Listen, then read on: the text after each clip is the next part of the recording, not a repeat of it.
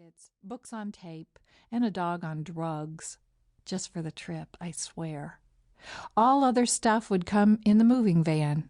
For better or worse, we would soon be living on a farm. For 20 years, Stephen had owned a piece of land in the southern Appalachians with a farmhouse, barn, orchards and fields, and a tax zoning known as farm use. He was living there when I met him, teaching college and fixing up his old house one salvaged window at a time. I'd come as a visiting writer, recently divorced, with something of a fixer-upper life. We proceeded to wreck our agendas in the predictable fashion by falling in love. My young daughter and I were attached to our community in Tucson. Stephen was just as attached to his own green pastures and the birdsong chorus of deciduous eastern woodlands. My father-in-law-to-be, upon hearing the exciting news about us, asked Stephen, "Couldn't you find one closer?" Apparently not. We held on to the farm by renting the farmhouse to another family and maintained marital happiness by migrating like birds. For the school year, we lived in Tucson, but every summer headed back to our rich foraging grounds, the farm.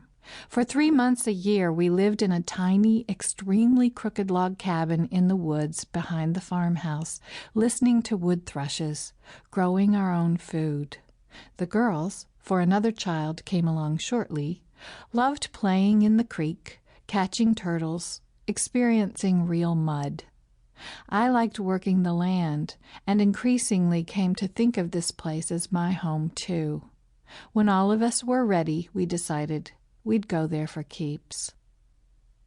We had many conventional reasons for relocation, including extended family. My Kingsolver ancestors came from that county in Virginia. I'd grown up only a few hours away, over the Kentucky line. Returning now would allow my kids more than just a hit-and-run holiday acquaintance with grandparents and cousins. In my adult life, I'd hardly shared a phone book with anyone else using my last name. Now I could spend Memorial Day decorating my ancestors' graves with peonies from my backyard. Tucson had opened my eyes to the world and given me a writing career, legions of friends, and a taste for the sensory extravagance of red-hot chilies and five-alarm sunsets.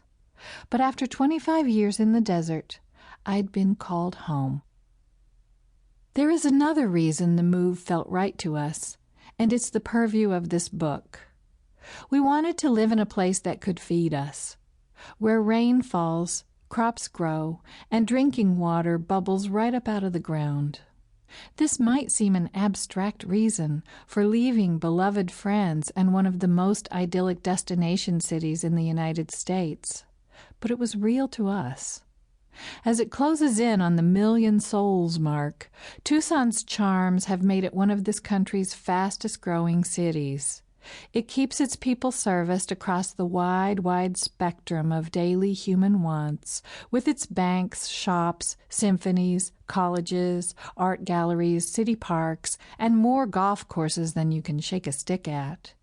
By all accounts, it's a bountiful source of everything on the human need checklist, save for just the one thing, the stuff we put in our mouths every few hours to keep us alive. Like many other modern U.S. cities, it might as well be a space station where human sustenance is concerned. Virtually every unit of food consumed there moves into town in a refrigerated module from somewhere far away.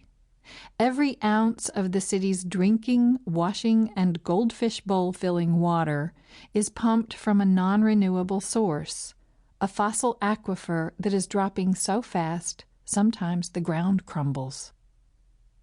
In a more recent development, some city water now arrives via a 300-mile-long open canal across the desert from the Colorado River, which, owing to our thirsts, is a river that no longer reaches the ocean, but peters out in a sand flat near the Mexican border.